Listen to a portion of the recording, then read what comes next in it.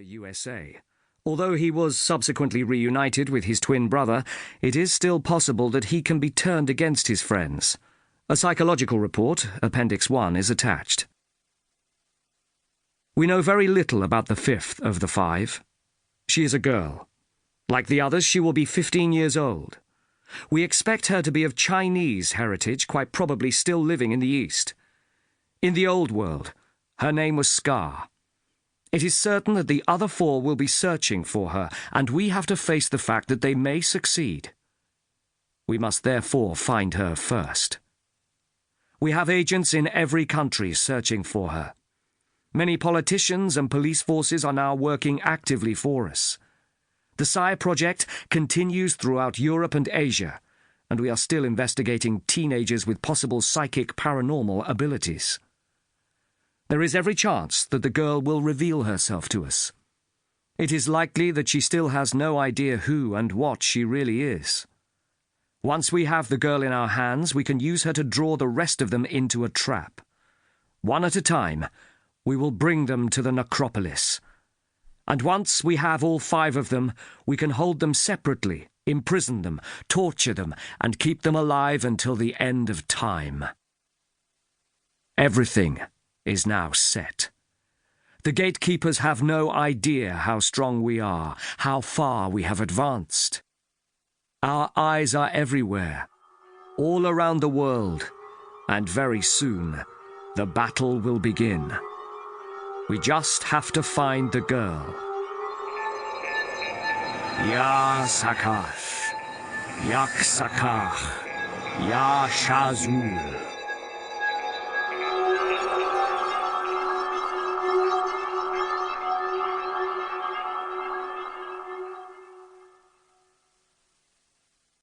Chapter 1. Road Sense. The girl didn't look before crossing the road. That was what the driver said later. She didn't look left or right. She'd seen a friend on the opposite pavement, and she simply walked across to join him, not noticing that the lights had turned green, forgetting that this was always a busy junction, and that this was 4 o'clock in the afternoon when people were trying to get their work finished, hurrying on their way home.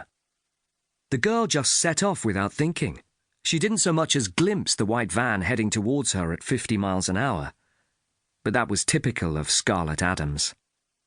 She always was a bit of a dreamer, the sort of person who'd act first and then think about what she'd done only when it was far too late.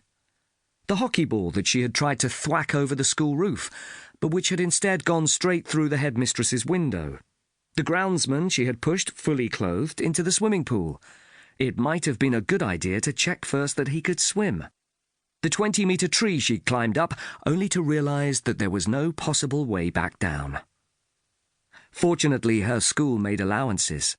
It helped that Scarlett was generally popular, was liked by most of the teachers, and even if she was never top of the class, managed to be never too near the bottom.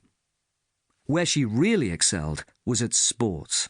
She was captain of the hockey team, despite the occasional misfires, a strong tennis player, and an all-round winner when it came to summer athletics.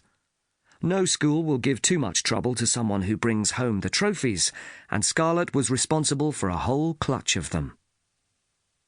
The school was called St. Genevieve's, and from the outside it could have been a stately home, or perhaps a private hospital for the very rich.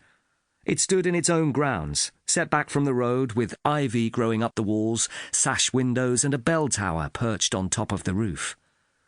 The uniform, it was generally agreed, was the most hideous in England. A mauve dress, a yellow jersey, and in summer months, a straw hat. Everyone hated the straw hats. In fact, it was a tradition for every girl to set the wretched thing on fire on their last day. St. Genevieve's was a private school, one of many that were clustered together in the centre of Dulwich in South London.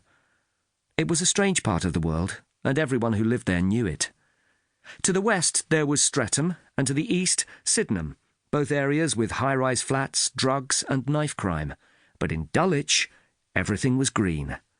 There were old-fashioned tea shops, the sort that spelled themselves SHOPPES, and flower baskets hanging off the lampposts. Most of the cars seemed to be 4x4s, and the mothers who drove them were all on first-name terms.